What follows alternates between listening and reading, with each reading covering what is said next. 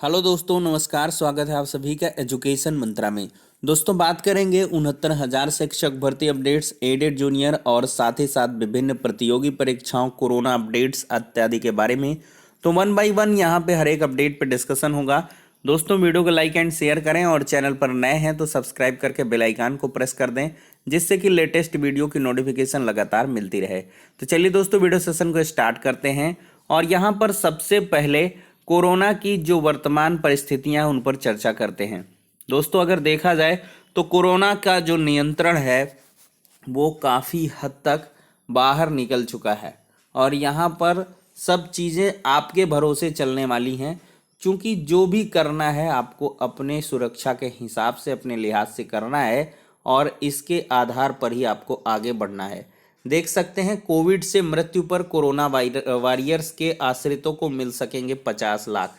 पिछले साल शुरू की गई व्यवस्था को इस वित्तीय वर्ष में भी लागू करने का इरादा है। देखिए, कोरोना महामारी की रोकथाम, उपचार और उससे बचाव में लगे कार्मिकों की कोविड-19 संक्रमण से मृत्यु होने पर उनके आश्रितों को एक मुश्त 50 लाख रुपए की अनुग्रह राशि देने की व्यवस्था को इस वित्तीय वर्ष में भी लागू करने का प्रस्ताव है। राजस्व विभाग ने मंजूरी के लिए मुख्यमंत्री कार्यालय को यह प्रस्ताव भेज दिया है। देख सकते हैं दोस्तों, सोमवार को झारखंड के योकारो से ऑक्सीजन की खेप लेकर चारबाग स्टेशन पहुंची ऑक्सीजन एक्सप्रेस। 4 टैंकर लेकर आई ऑक्सीजन एक्सप्रेस। उप मुख्यमंत्री केशव प्रसाद मौर्य ने लगवाई वैक्सीन की दूसरी डोज। कोविड संक्रमित कर्मचारियों को मिलेगा भुगतान सहित अवकाश। तो ये कुल मिलाकर कोविड से जुड़ी हुई खबरें उत्तर प्रदेश से। और यहाँ पर देखें तो पंचायत चुनाव की ड्यूटी करने वाले 135 शिक्षक, शिक्षा मित्र व अनुदेशकों की यहाँ पर मृत्यु हो चुकी है। संक्रमित के निःशुल्क इलाज, मृतकों के परिजनों को 50 लाख की सहायता व अनुकंपा नियुक्ति की मांग की जा रही है। राष्ट्रीय शैक्षिक महासंघ ने सीएम से पंचायत चुनाव तत्काल स्थगित करने की मांग की है। मांग होती रहेगी और यहाँ पर चुनाव धीरे धीरे खत्म होने के कगार पर हैं। वहीं पर देखा जाए दोस्तों, दिल्ली का सूरत हाल। ऐलान किया मुख्यमंत्री केजरीवाल ने कि 1.34 करोड़ टीका खरीदने की मंजूरी, 90 लाख लोग दायरे में आएंगे। दिल्ली में सभी को मुफ्त टीका मिलने वाला है। भारत दुनिया में सबसे तेज टीकाकरण वाला देश बन चुका है। ज़्यादा लोग टीका लगवाने आए, ऐसा आह्वान किया जा रहा है। टीकाकरण में सबसे ज़्यादा जो राज्य आगे हैं वो महाराष्ट्र है, राजस्थान है, फिर यूपी है, फिर गुजरात है। और यहाँ पर मद्रास हाईकोर्ट की बेहद सख्त टिप्पणी, कोरोना की दूसरी लहर के लिए सिर्फ चुनाव आयोग जिम्मेदार है। बेहद तल्ख टिप्पणी की, आयोग को बताया सबसे गैर जिम्मेदार संस्था। कहा अधिकारियों के खिलाफ दर्ज हो सकता है हत्या का मामला।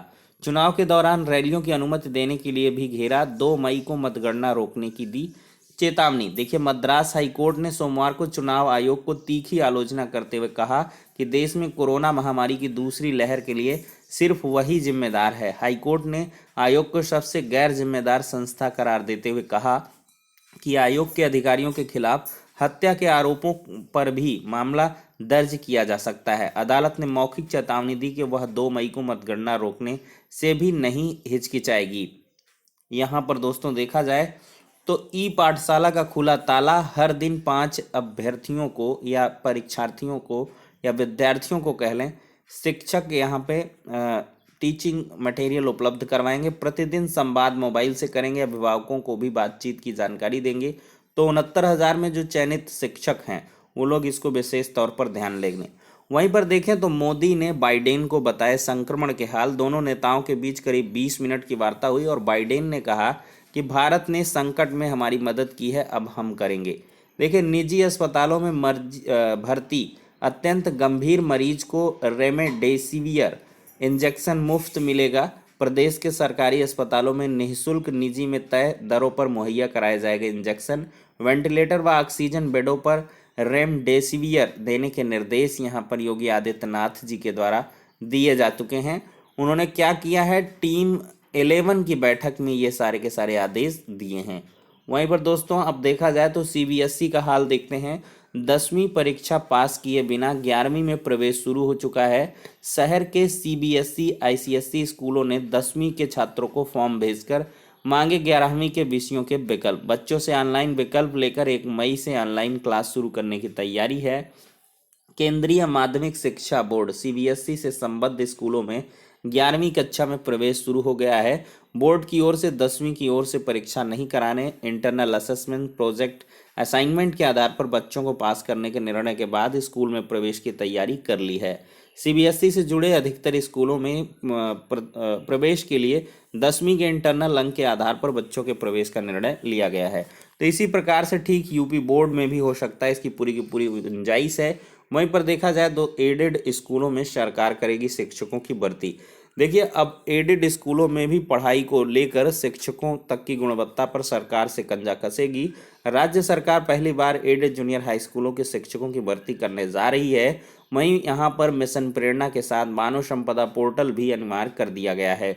इन स्कूलों में सरकारी स्कूलों वाला शैक्षिक कैलेंडर लागू होगा। मिशन प्रेरणा के तहत यहाँ के लर्निंग गोल भी वहाँ के होंगे जो सरकार ने तय किए हैं।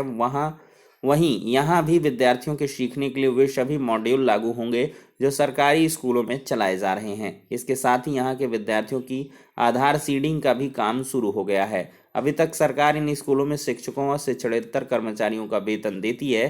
साथ ही निःशुल्क यूनिफॉर्म, पाठ्यपुस्तकें व मिड डे मील की व्यवस्था सरकारी स्कूलों की तर्ज पर की जाती है। तो देख सकते हैं पूरी तरह से यहाँ पर भी बेसिक शिक्षा विभाग जैसी चीज़ें होने वाली हैं। भर्तियां होंगी, लेकिन यहाँ पर सबसे बड़ा संकट है परीक्षा को लेकर। देखिए, सीजीएल परीक्षा 2018 के चयनितों से मांगा गया विकल्प।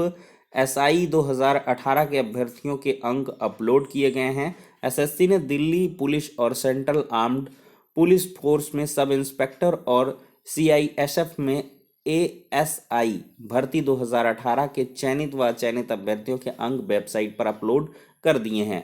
अंतिम परिणाम 20 अप्रैल को जारी हुआ था। 26 अप्रैल से 15 मई तक अभ्यर्थी अंक देख सके हैं। देखिए, कर्मचारी चयन आयोग की संयुक्त स्नातक स्तरीय सीजीएल 2018 के माध्यम से भारतीय लेखा परीक्षा और लेखा विभाग में सहायक लेखा परीक्षा अधिकारी, प्रभागीय लेखाकार एवं लेखा परीक्षक के पदों पर चयनित अभ्यर्थियों से राज्यों एवं कार्यालयों के आवंटन के लिए विकल्प मांगे गए हैं। यहाँ पर देख सकते हैं दोस्तों, टलती परीक्षाओं से भविष्य पर संकट है। देखिए, कोरोना संक्रमण की भयावह स्थिति का प्रतियोगी युवाओं के भविष्य पर विपरीत प्रभाव पड़ने लगा है। उत्तर प्रदेश लोक सेवा आयोग, उत्तर प्रदेश उच्चतर शिक्षा सेवा आयोग, कर्मचारी चयन आयोग ने अप्रैल व मई में जो भी महत्वपूर्ण परीक्षाएं व साक्षात्कार हैं उनको स्थगित कर दिया है। स्थिति न सुधरने पर आने वाले दिनों में और परीक्षा टल सकती है।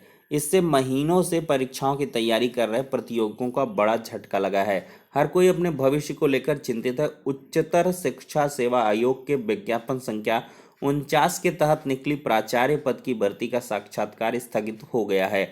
आयोग ने 11 तक होने वाले शैक्षिक अभिलेखों का सत्यापन व 13 मई तक चलने वाले साक्षात्कार को स्थगित कर दिया है। वहीं लोक सेवा आयोग ने आरओ 2016 के चयनित अभ्यर्थियों के शैक्षिक दस्तावेजों का सत्यापन स्थगित कर दिया है।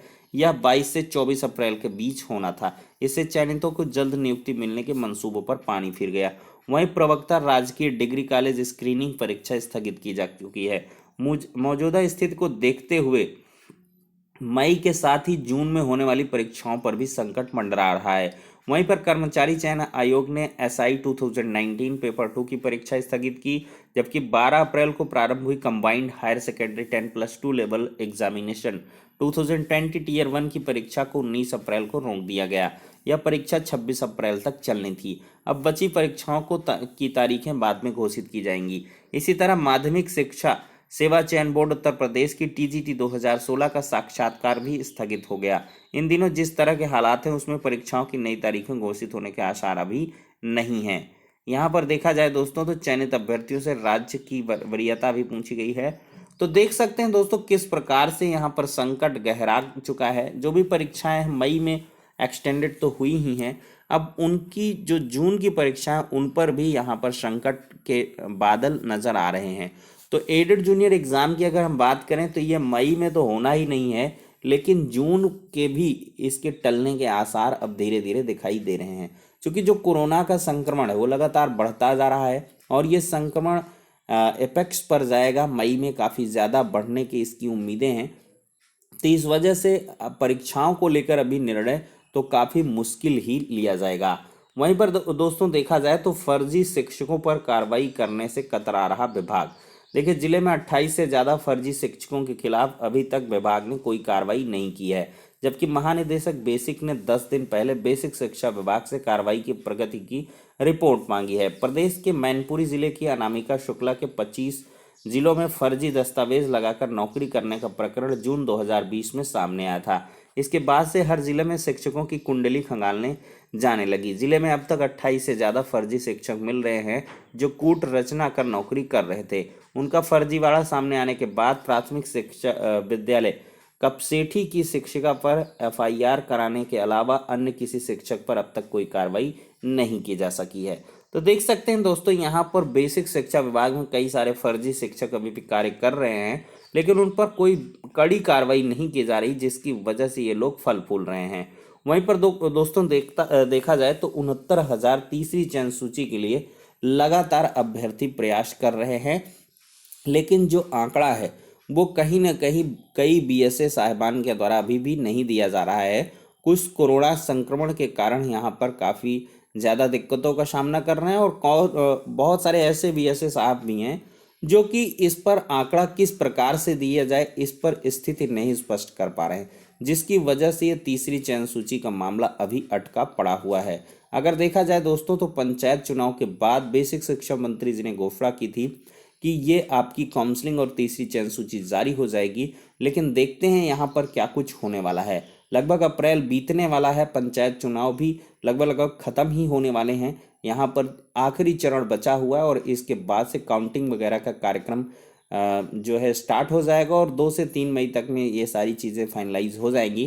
तो 5 मई के बाद से इस पर गहमा गहमी होगी, और फिर से मुझे लगता है एक बार कठोरतम तरीके से आंकड़ा मांगा जाएगा, तभी यहाँ पे काम बन पाएगा। तो फिलहाल के लिए सारी की सारी अपडेट्स हो जाती है। नेक्स्ट वीडियो में मिलते हैं, तब तक के लिए शुक्रिया।